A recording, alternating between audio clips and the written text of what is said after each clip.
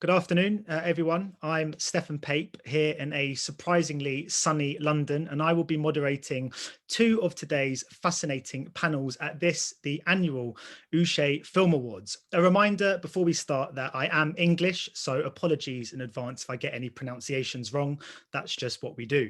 The event, now here in its fourth edition, first began in 2016, and of course, it takes its name from the famous and beautiful port in Lausanne, Switzerland. The festival, which is growing in both reputation and in numbers, has had over 3,000 movie submissions since its conception. Having been a physical event in the past, of course, this year we are doing things a little bit differently, but this online edition remains true to the spirit of the festival, seeking to encourage emerging filmmakers from around the world. In this edition, the focus is artificial intelligence and the role it is currently playing within the film industry.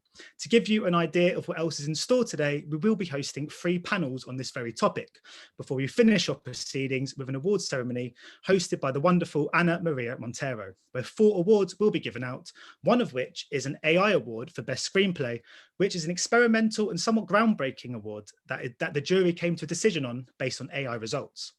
So, first up, we have the first panel as we look into AI and whether it is a threat or a tool for democratization in the movie industry.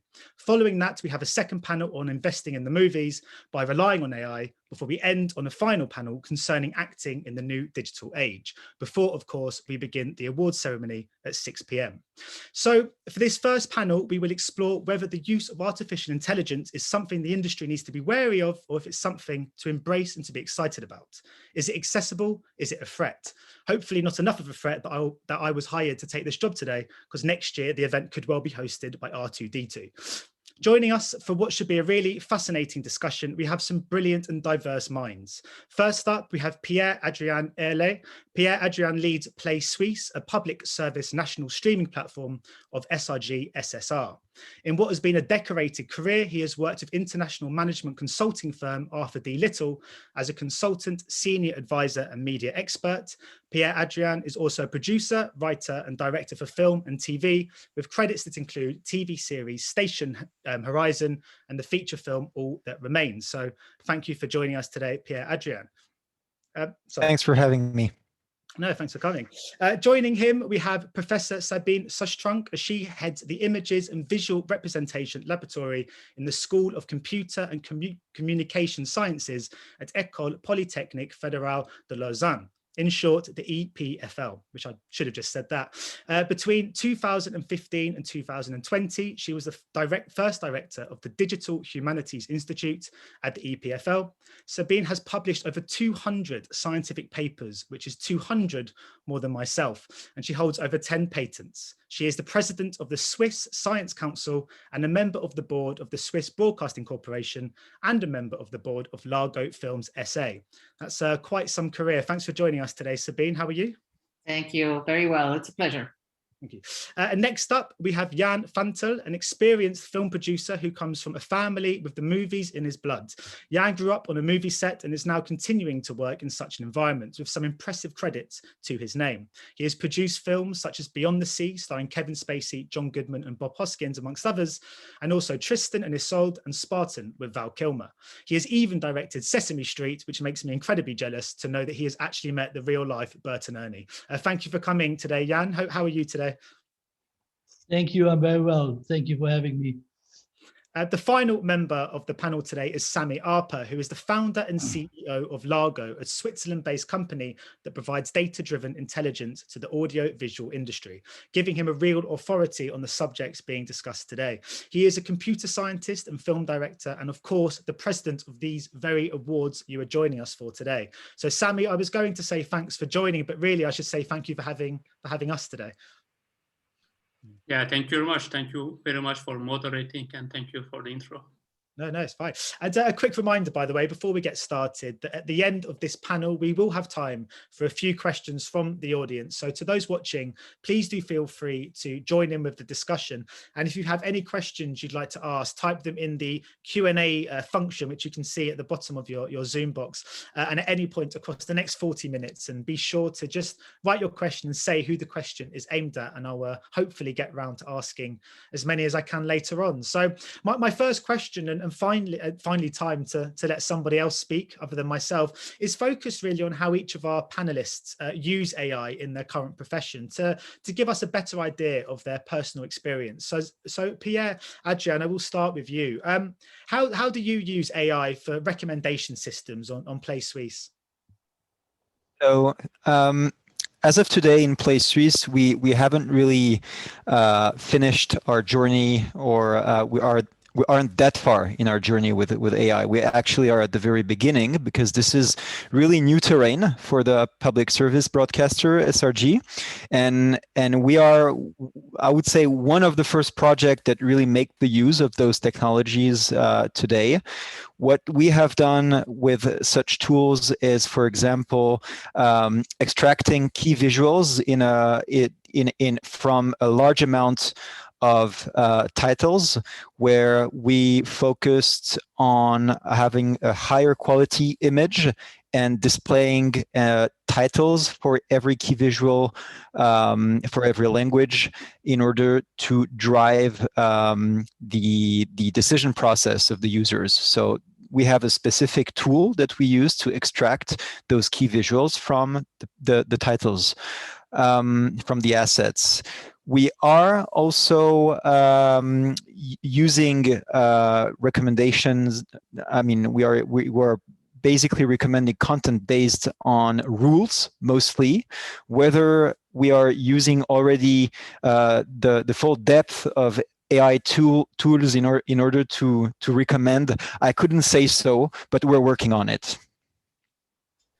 Yeah, and I was going to come to you next. How has AI been implemented in your recent movie productions, if at all?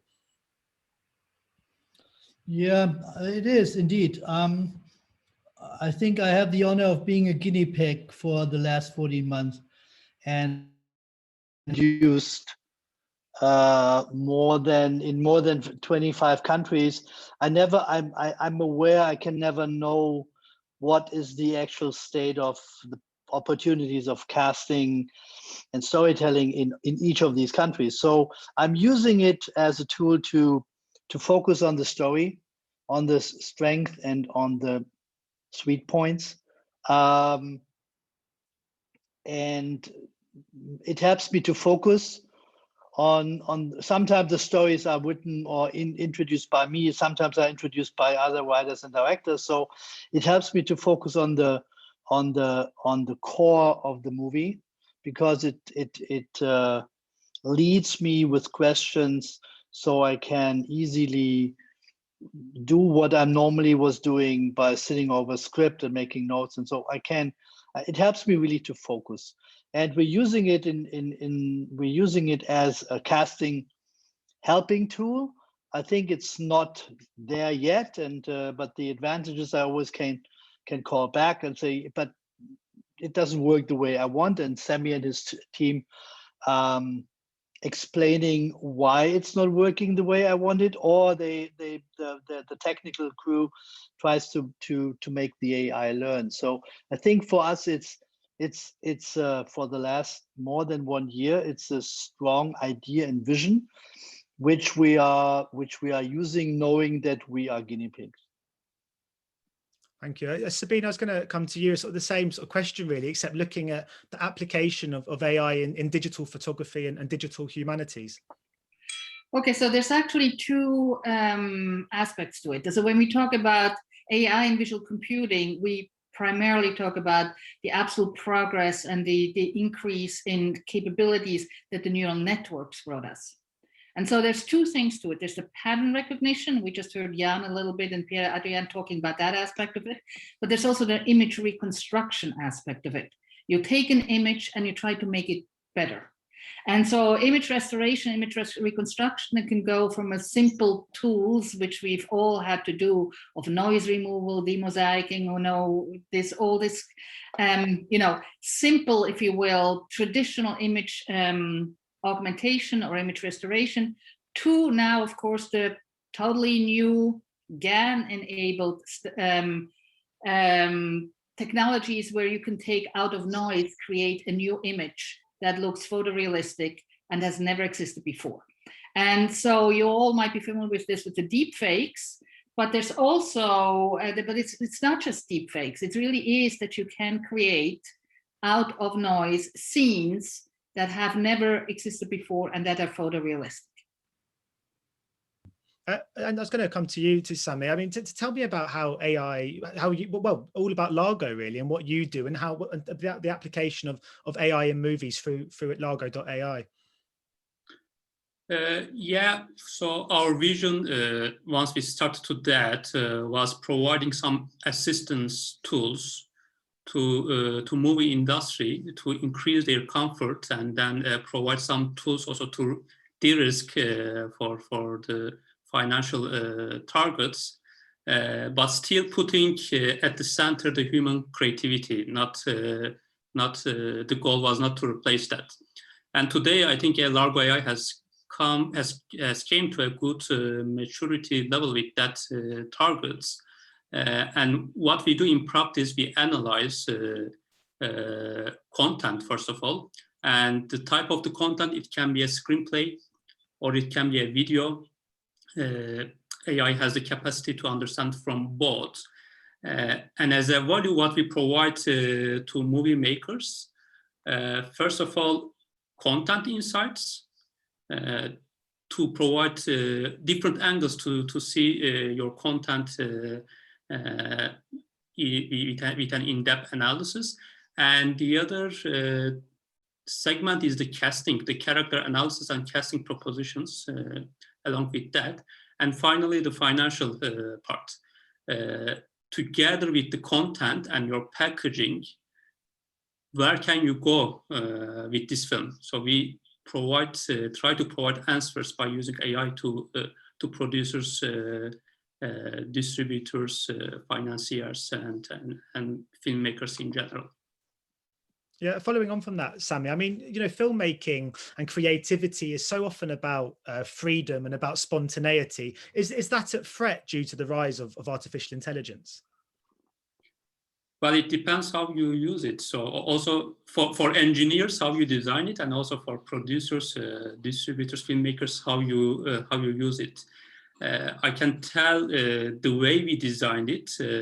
I mean, we had this tag, data-assisted movie making, and we had this vision to create the tools that can assist to the industry, but really not replace them. So for that reason, one thing we are very careful is that we don't make any strong recommendation. For example, AI doesn't tell, okay, the story is not good, make it this way. It doesn't tell that. It just gives you insights about the content. It gives you the tools to compare with other type of content, but it still is the producer's job to find actually in which direction they should go. So with that way of usage of AI, I don't see threats. I see a lot of benefit. But of course, there are other type of applications which I don't see the technology is there yet. But you can see, for example, AI written scripts. That film has been produced completely with AI written scripts.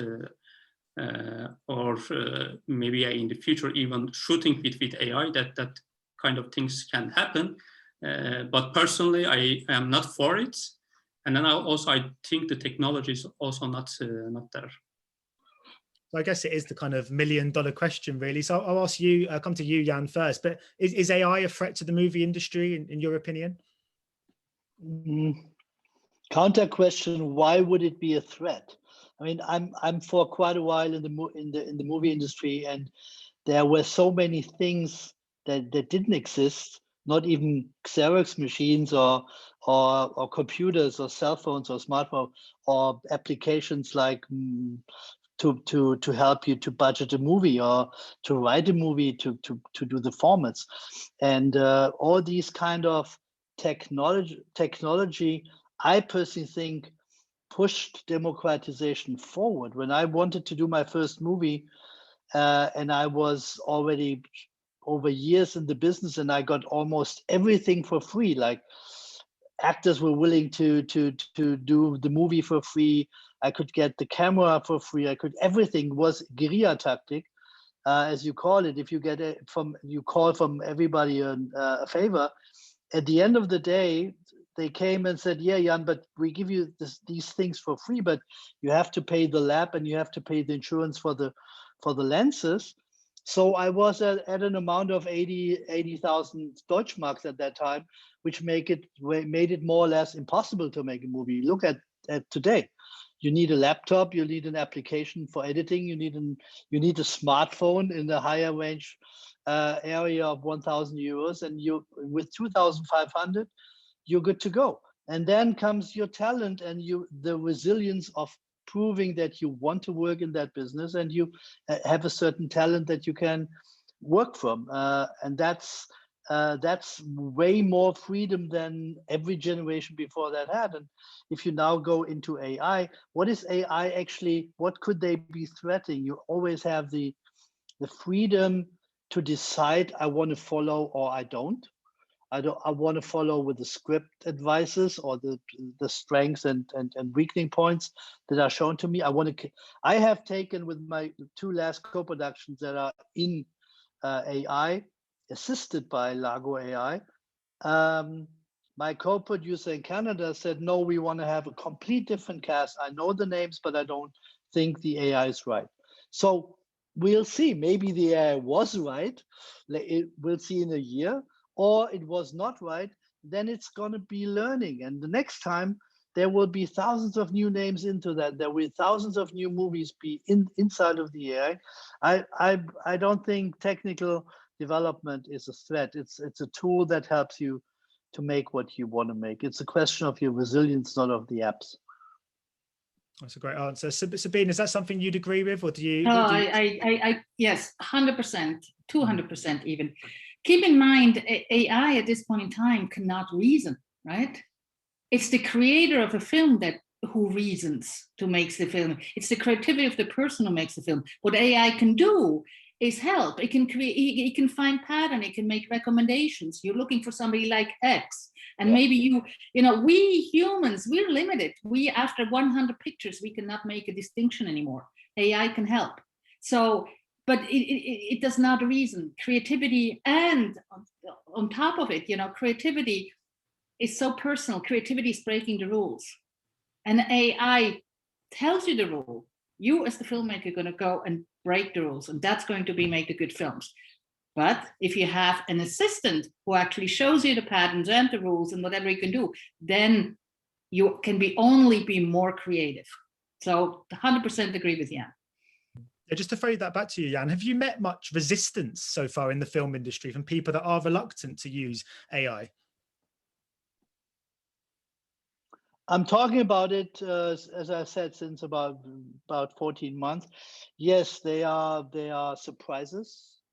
Both of my directors, or our directors, had been surprised when I told them, do you want to go with me on the right? And I'll show you where the AI says it is a little bit flat in the curves of the storytelling. And they said, you're using what? I said, just open your mind and ask the question, how can I get better while looking at it? And they're both looking at it. And as I said, my longtime co-production partner in Canada, she's totally open to it, despite the fact that she here and there has a different opinion. She totally agrees with me that we are using it on the sidelines, like Sabine said. We hope we're getting better and we get some assistance to avoid mistakes, because like I said, I made movies in so many countries. I don't know who is the up and coming star maybe there, because I don't follow all the industry there. So as Sabine said, it's a great tool to avoid mistakes by looking into a library of knowledge. Pierre, Adrian, do you agree with Jan and Sabine? Do you think it's a threat, or is AI something we ought to embrace as an industry? I think it can help the user to make a better decision on what he wants to look.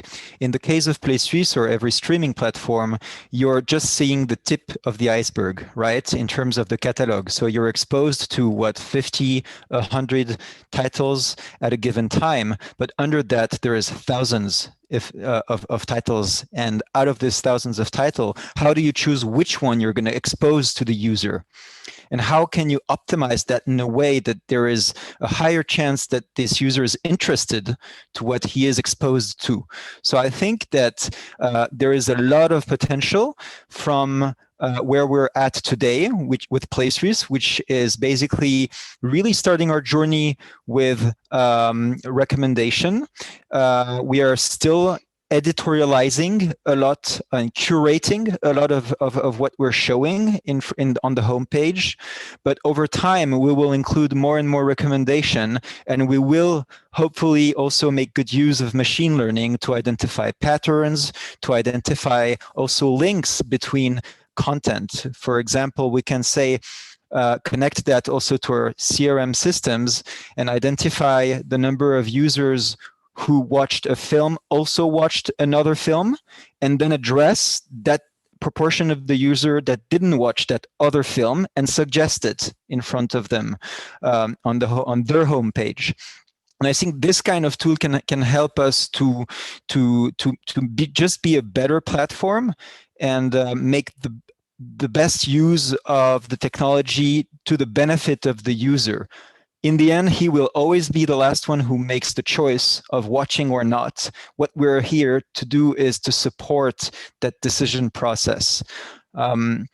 And just one comment about an interesting fact in the streaming world. We are seeing the most advanced platforms, such as YouTube or Netflix, pushing their process of recommendation towards actually getting back to providing a linear proposition, but purely based on recommendation, and where they remove the decision-making process, basically. And I'm very curious about how successful this can be.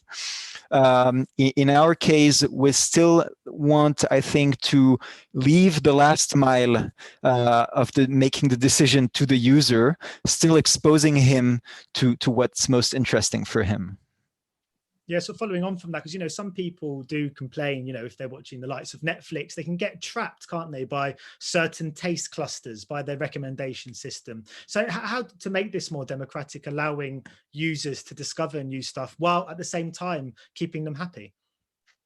I think that is a challenge for both the technology, but also for the catalog itself. But because I think there is a volume game, you may have this feeling on Netflix. You may have less of that feeling on YouTube, for example. The difference is there's billions of hours of content on one, and there is tens of thousands on the other.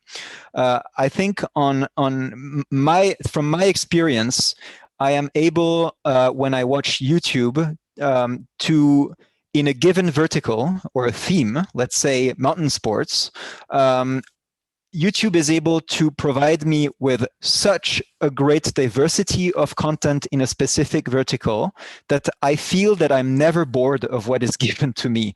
While in Netflix, it's kind of going around, at least it was. I mean, I think they are also getting better, obviously, but there is a volume game into that. And the second point is it's also how can you work on your algorithm and your rules so as to include also a certain amount of unexpected. So how can you basically include some randomized title into your recommendation? And what's important is what kind of feedback loop can you have in order to understand if that was useful, if that was used, if that was successful, yes or no?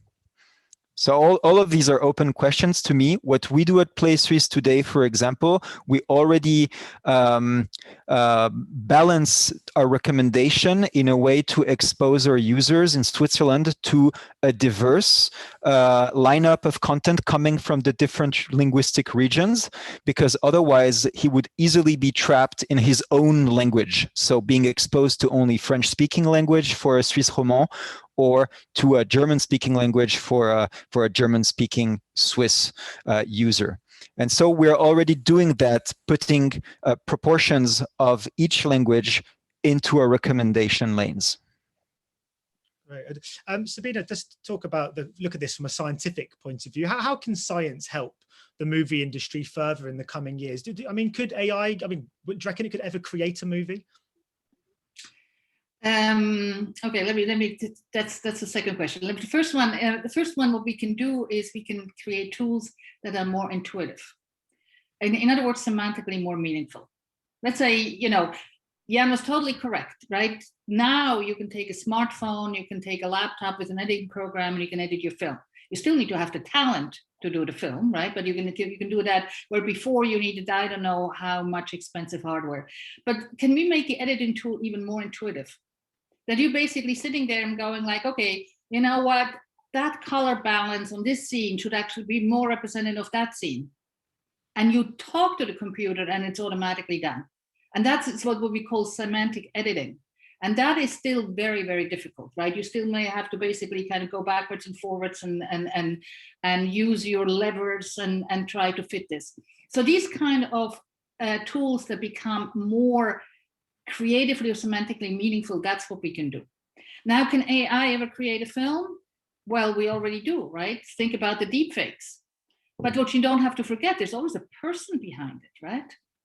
The deepfakes do not create it themselves. Yes, the technology is here to actually create, as I said, artificial images that are photorealistic. But just like this, there's not going to be a film made, right? Or at least not a film that makes any kind of sense. So the technology to create imagery is here, but that doesn't mean it's going to be a film in the sense of what you and I understand from film when we want to watch.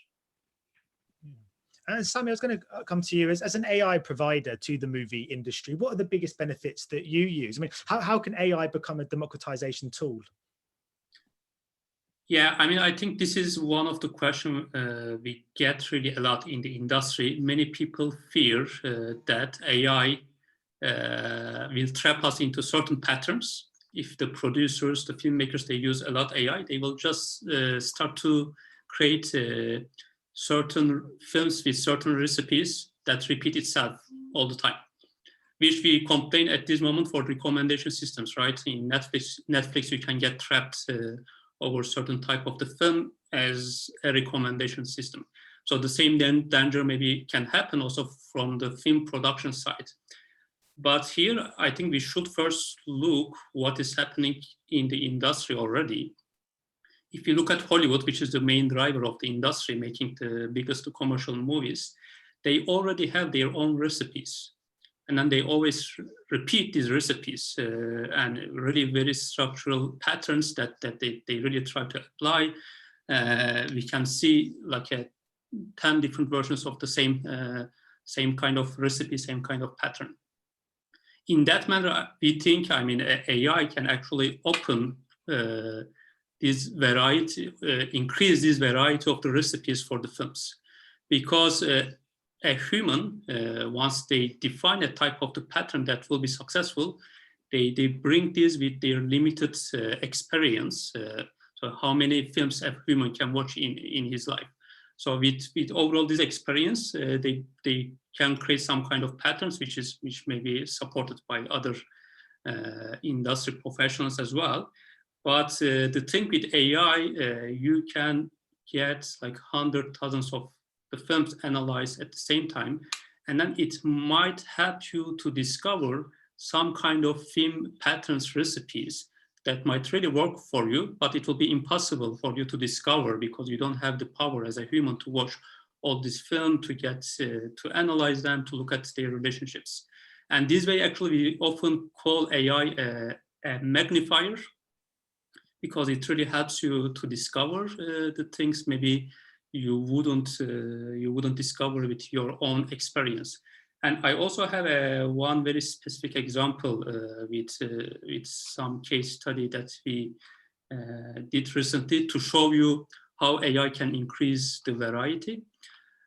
So we had this proof of concept with 20 producers, and we got almost 8 films by these producers that have been analyzed within 6 months on the AI platform. In our AI, Largo AI, the system makes casting propositions once you put a screenplay into the system. So for each character, it makes 5 casting propositions.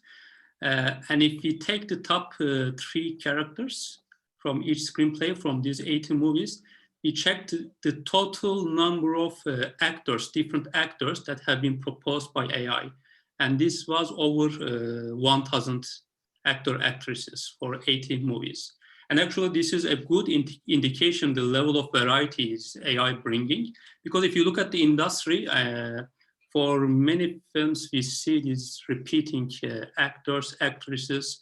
The producers hardly want to take the risks because they don't know all these possible potential actors that will fit to your role. But AI can bring like some potential actor, actress in the corner that fits perfectly to that role, but you would never recognize it because you don't have a power to go and analyze hundreds, thousands of actors. Yeah, so for these examples, I see this is a way to democratize the industry. So you actually think in some ways AI could actually make Hollywood's output less homogeneous?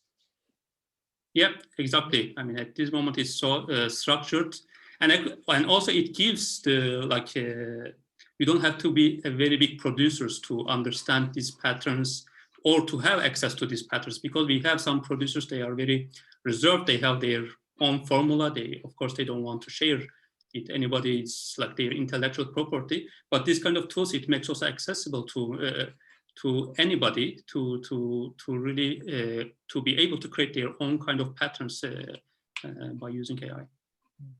Yeah, and I was going to ask you, I mean, obviously you've been talking about the benefits from a kind of storytelling and casting perspective, but how could AI sort of help plan the promotional and marketing campaigns?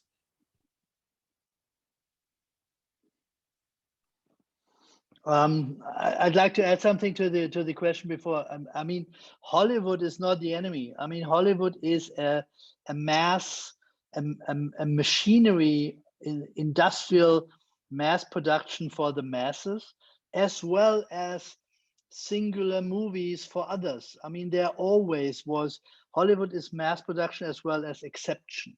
So there always will be a Quentin Tarantino, there always will be Christopher Nolan, and there always will be these surprising movies that even sometimes do both, because on Ingenious, Inglourious Bastards, Hollywood was very, very skeptical about if that would be a movie for that amount of money, and it was. And I mean, look, on the other side, if there wouldn't be streamers, there probably wouldn't be a movie like Mank.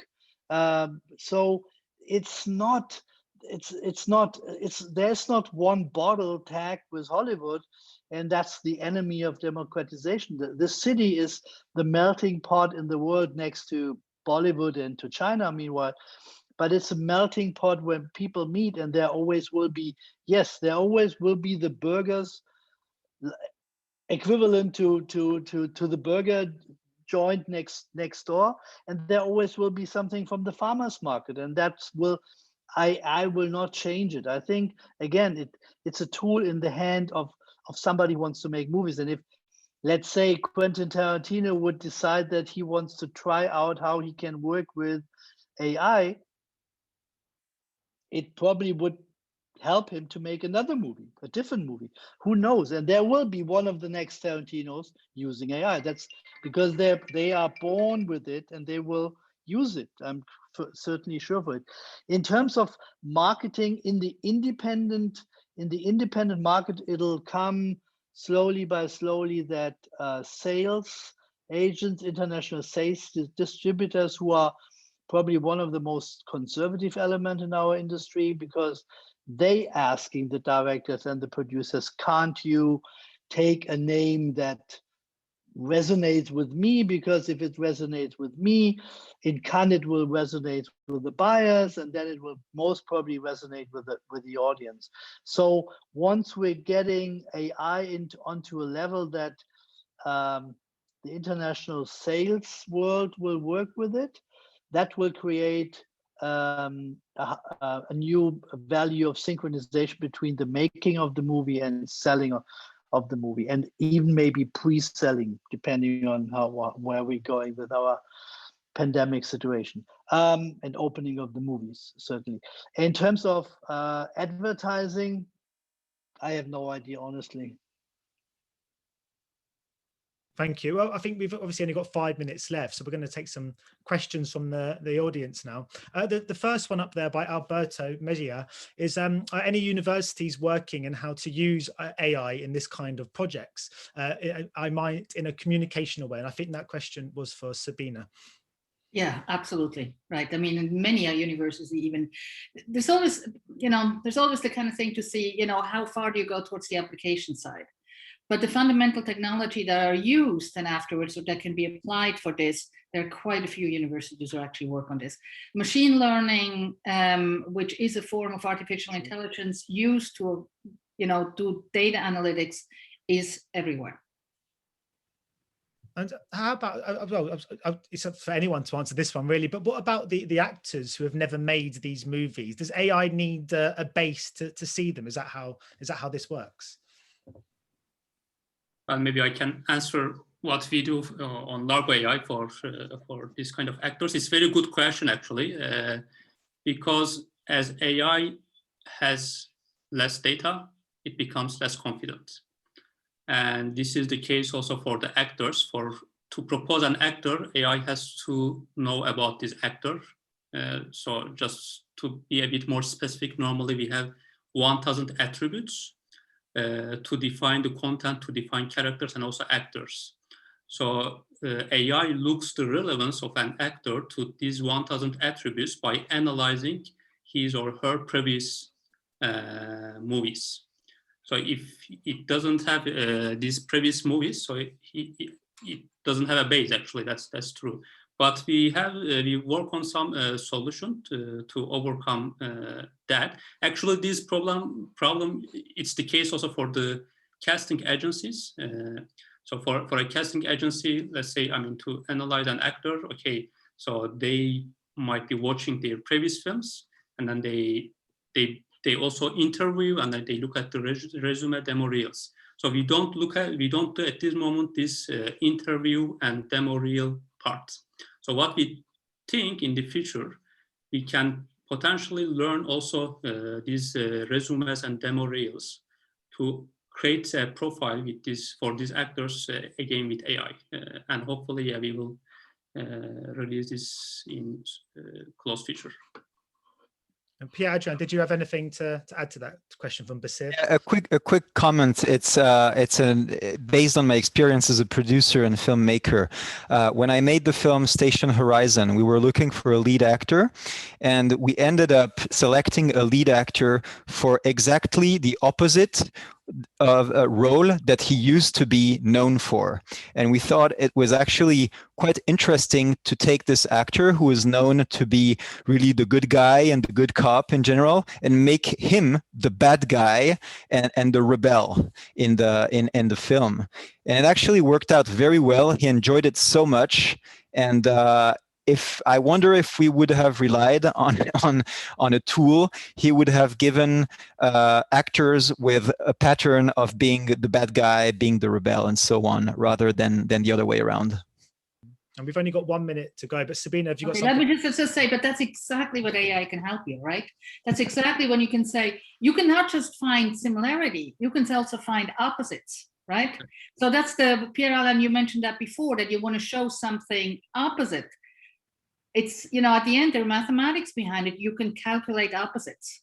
And so this is exactly why AI actually is helpful, even to find the opposite. And what you've done is exactly that creative freedom that all producers and film creators should actually use. Just maybe one word on that. Actually, we saw some producers use this way for the storyline. For example, storyline, you can also compare with previous films to see how they are similar. But we saw the cases, they were looking the AI results to make it actually different. They were to be sure it's really different than previous stories. But yeah. Yeah, well, on that and I'm reassured. Yeah. Thank you. Well, on that note, we're going to take a short 5-minute break now, but be sure to be back soon for the second panel where we're looking at the role of AI when it comes to the investment in the movie industry. But before I go, I just want to say a huge thank you to all of you, the brilliant panelists, for participating today. For someone who sort of comes into this as a novice, I feel like I've learned a great deal just by speaking to you and hearing all of your expert opinions. So thank you for joining us, and we'll be back in 5 minutes for the second panel. Thank you. Cheers. Thanks for having us. Thank you. Thank you. Thank you.